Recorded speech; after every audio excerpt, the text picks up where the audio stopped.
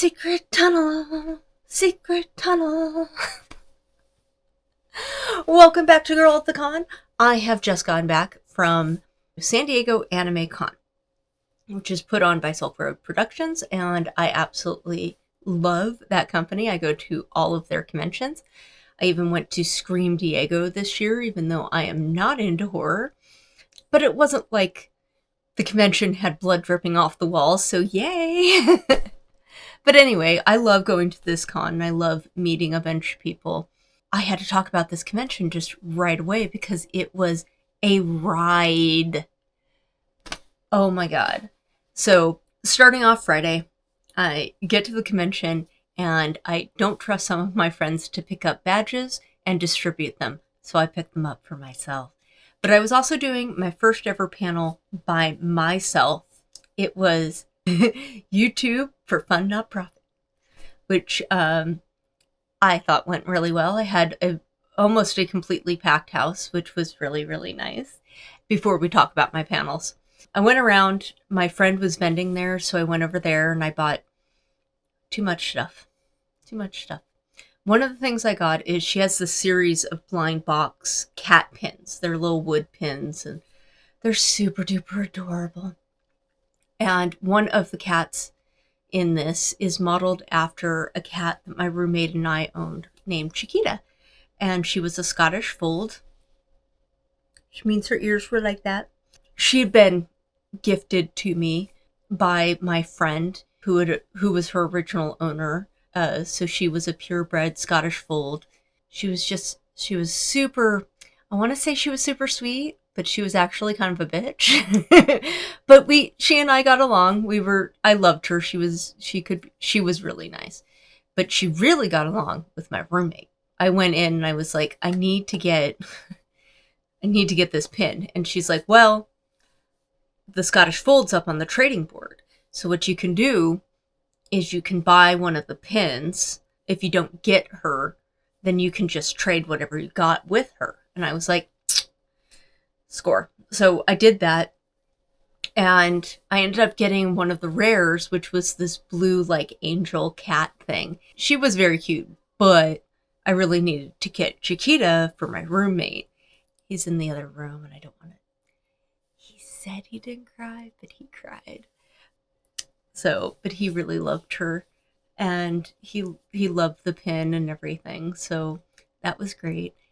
I got this like fidget ball. It's a how to describe? It's a Pokeball, and the catch thing in the center is like pressured. It makes a clicking sound, so you can sit there and go like this if you're nervous or if you just need to displace some energy or anything like that. So I got one of those. And then, what was the other thing that I got? Oh, I bought my cousin Lucy her Christmas gift, which I'm not going to say here because this will go out before Christmas, and I want her to be somewhat surprised. I did that. I met another place that had these really adorable shark stuffies, and I was just like, I love them, and it didn't dawn on me until much later that they were weighted, so they're like heavy. I think, even though it's purple, I think it looks like Jeff the Land Shark a little bit. So I'm going to call this little guy Jeff. But yeah, he's weighted, so he has some like heft to him, which I really like. So my friend bought him for me because I was having such a rough evening. The first day was only 3 to 8, I believe. Up my nose. What happens when you have cats. I went around to another booth. I went around and just kind of looked at everything. I had to deal with screeching karaoke. Boy, do I feel sorry for the person who was manning that room because... So what it was is it was open mic that devolved into karaoke. And it was the first time at one of these things I'd been to karaoke where people were screeching, and I don't know if it was one of those where they were like taking the piss and they just wanted to be funny by like screeching into it or whatever, but like you could hear it down the hall. It was not great. After that guy stopped singing, I came back and actually filmed some other people that were loud, but much better. My panel was at 7 o'clock. I think I mentioned it was YouTube for Fun Not Profit. I do everything to travel somewhat lightly. I bring my iPad, not my laptop. Well, I forgot the dongle that attaches to my iPad and then to a cord into the TV. So I forgot that. Somebody had one, but it wouldn't talk to the TV. He had to come back. The room attendant, myself, and this guy were sitting there attempting to get my iPad to talk to the TV. And thank God that this particular room had like a half hour in between each panel, because it took us like a half hour to do it. And I was stressing out. And earlier in the day, my good camera, my Nikon, which I do most of these on, the display had stopped working. So I couldn't tell if it had a full charge, if it was recording or not. So I had my DJI, which is what I'm recording on now, so that I could see myself and see if I need battery at any point. So that was working. I had my phone. I did record on my phone as well, but that was like from the table up, so that I would be, it's just a different shot. But yeah, I had so many technical malfunctions because even my DJI, right now my DJI has this tendency to periodically just decide that it doesn't want to record anymore. So it'll do anywhere from 30 seconds to half an hour before it just dies. And it will be anywhere in that time range. And everything will just turn itself off. And it's like, oh, yay. And then sometimes it runs fine. So, you know, it's like a we'll see sort of thing. So yeah, I'd had a bunch of technical difficulties and the Wi-Fi was really bad. So I was having trouble I have video in there from my YouTube channel and I was having trouble getting that to run and stuff like that. And oh my God, it was such a rough panel. But it went really well. I had a bunch of people in the room. I had a bunch of people ask me like relevant questions. If you do a panel at an anime conference like this or an anime con, that everybody gets is like, what was your first anime? What is your favorite anime? And stuff like that. It doesn't matter what your topic could be. It could be differential calculus and somebody will ask you that. Of course, I got that question. I was like, you know, I'm pretty old. It's hard for me to remember because anime was really starting to pop off at that time. So I was just inundated with anime from a bunch of different sources. I was just like, I think it was Sailor Moon because I was watching the cartoon when it was on TV. If not, it could have been just about anything because so many animes were coming out at that time, and not just on TV, but VHSs and, you know, later DVDs and stuff like that. So I just wasn't sure.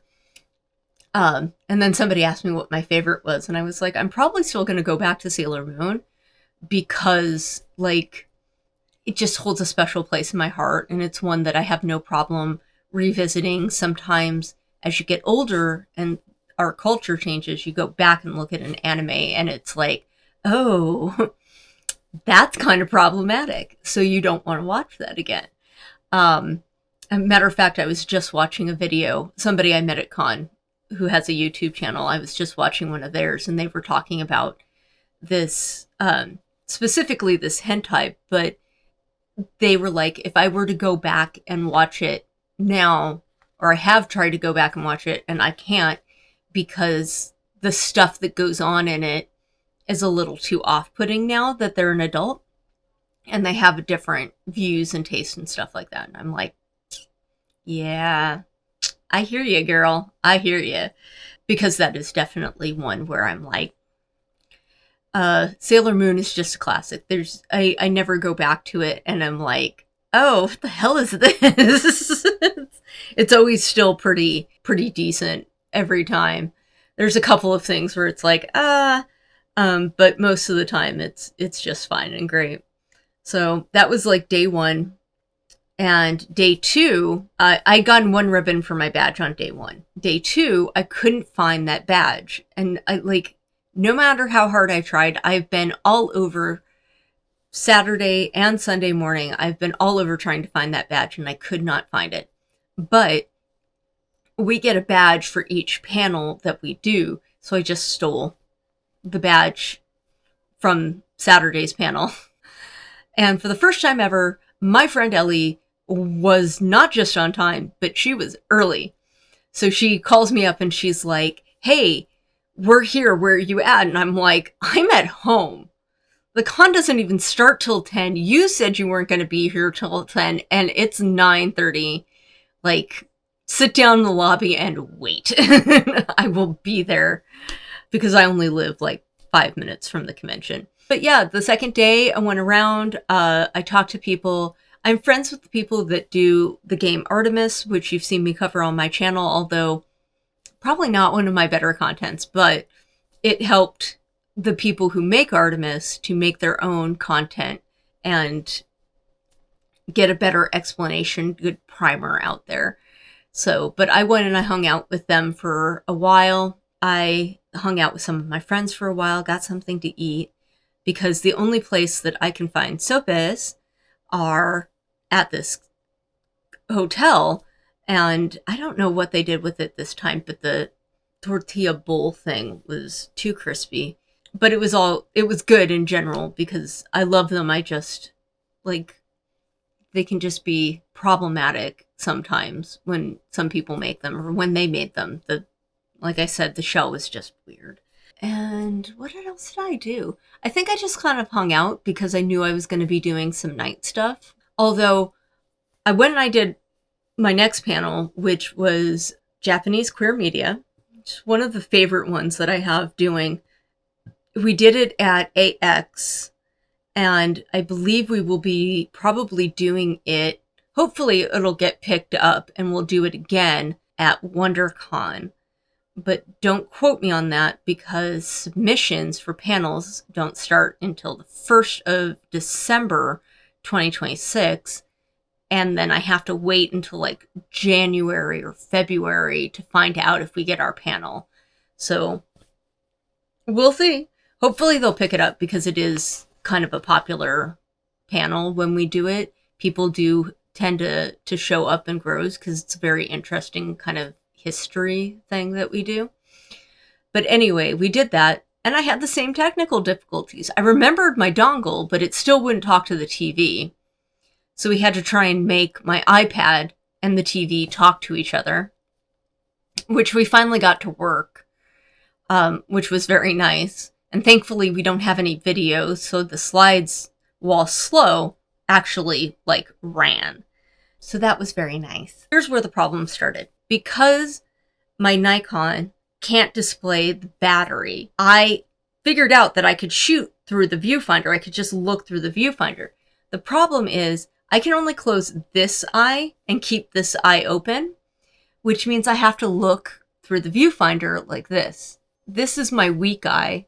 I have it's not astigmatism, but like they say 20/20, I don't have 20/20. I have like 20/18 or something in this eye. So I don't, like, this eye's my weak eye and I don't see well. So when I close my eye and I look through the camera, I'm like, I can't tell if it's in focus, but it is definitely shooting at the thing I wanted to shoot at.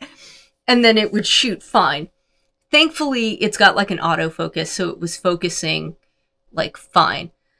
But because I can't see if the battery's dead or not, I forgot to bring the batteries with me when I went to go shoot the masquerade. So when I went, I aimed it, I turned it on, and it turned itself off. And I was like, well, great, that means the batteries are dead. Yay! It's been raining in San Diego. They were going to have it outside in this terrace lawn area. And it sounded really cool, but there's a lot more seating for people to be out there. But because it had been raining, that lawn was wet, and anything that touched the lawn, shoes, tables, anything, would just like sink into the lawn. and it would have just turned into mud instantly. And I'm sure the con would have had to pay to like regrass it or to returf it. So that wouldn't have been good.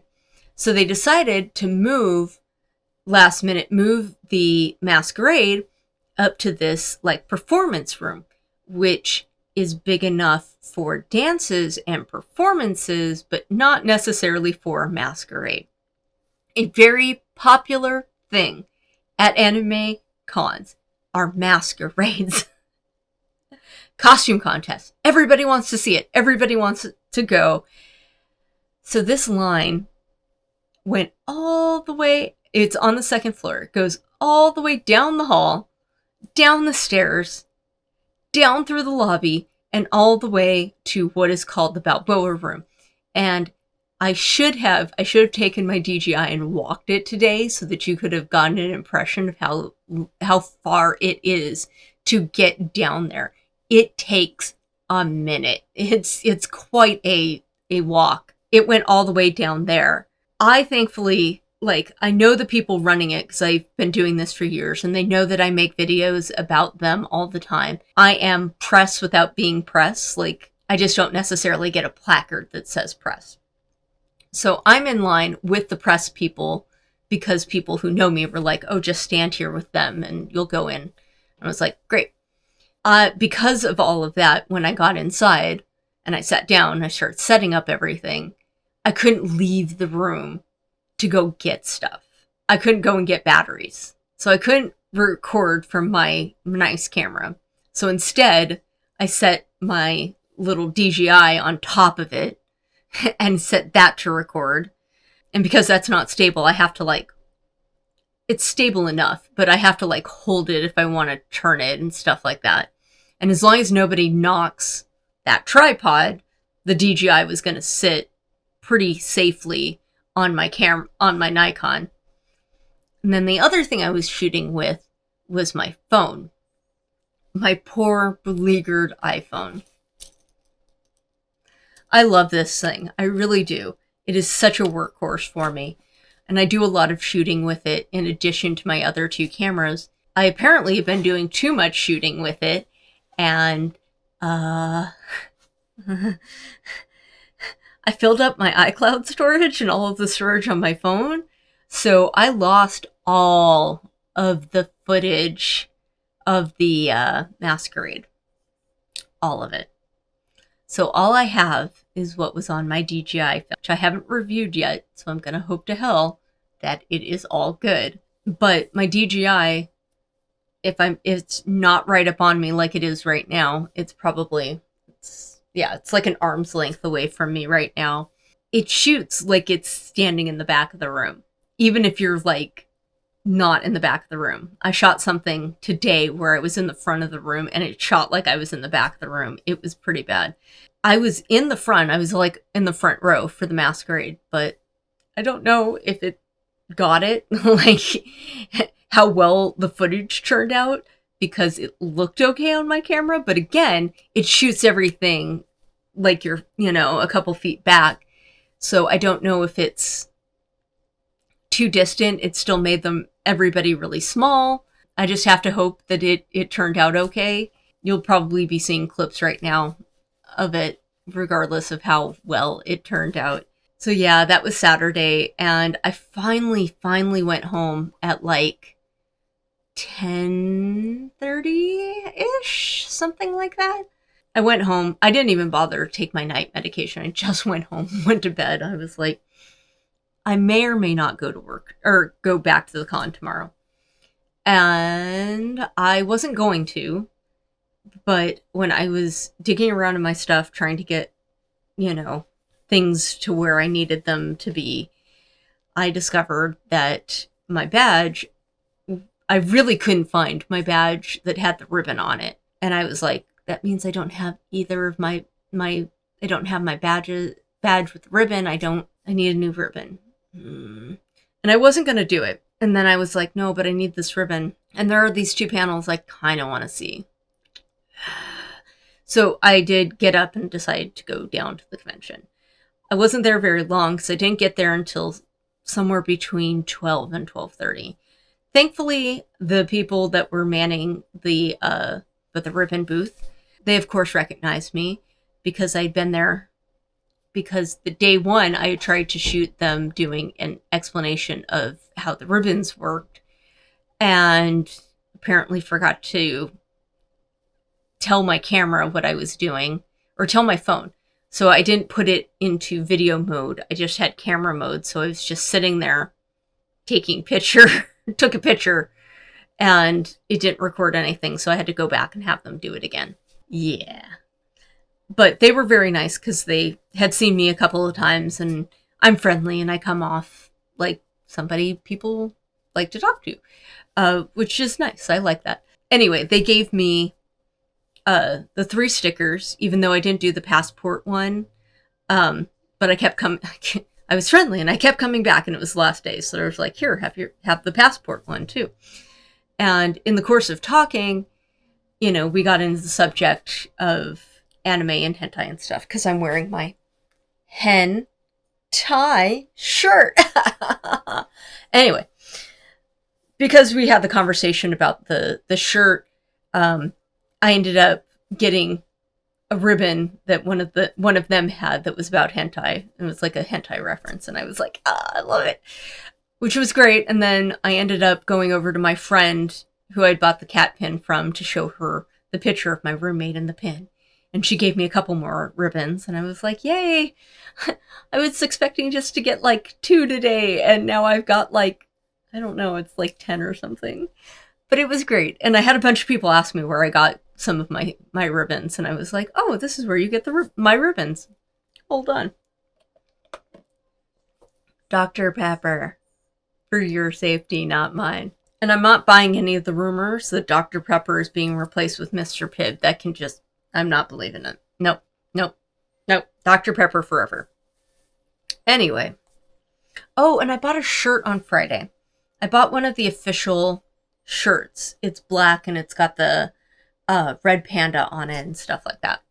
So I was wearing that on Saturday, which also bled into a bunch of the attendees thinking I worked for the con. And everywhere I went, somebody would come up to me and they'd be like, oh, do you know where I should get a stamp? And I'm like, I don't work here. And probably you should go ask that person over there. Because the staff people had lanyards that said staff. And then they also had a black placard that said staff. And I was like, you should ask them. Because it's not me. But anyway, I digress. So I went today. Went to my friend, showed her the picture, got some thing from her, and then I was like, okay, I'm gonna go see this other person's YouTube panel and see what that's like. I'm glad that I did, because I made friends with her. Her YouTube channel is Studio... I have to look this up, because I've been pronouncing it wrong all day, and I want to get it right. It is Studio Dasi. It will be linked in the description below. So I initially went because I was like, somebody else is doing a YouTube panel. I want to see what their YouTube panel's like. And I'm sure mine's better. Well, I liked her panel. And she did some stuff, I'll get to that in a second, that I really dig. But it wasn't so much about YouTube. It was about her being an animator and her friend who helps her animate, I think. Like I said, it was mostly about animation, but it was fun enough to like sit there. Anytime I thought it was starting to lull, I would ask a question. What she was doing was giving away something every time somebody asked a question. And so I ended up with a fish, a penguin, a chicken, a makeup bag, and a cup. I think something else, but I can't think of it. I'll have pictures of them all on screen so you can see. So yeah, I ended up with a lot of stuff from that. And I was like, well, that's kind of cool. And I really like my fish and my penguin. So somebody else won the penguin, and I had 2 fish. And so I was like, hey, can I trade you one of my fish for your penguin? And he's like, yeah, sure. I don't even like penguins. And I was like, yay. Oh, and that's another thing that happened.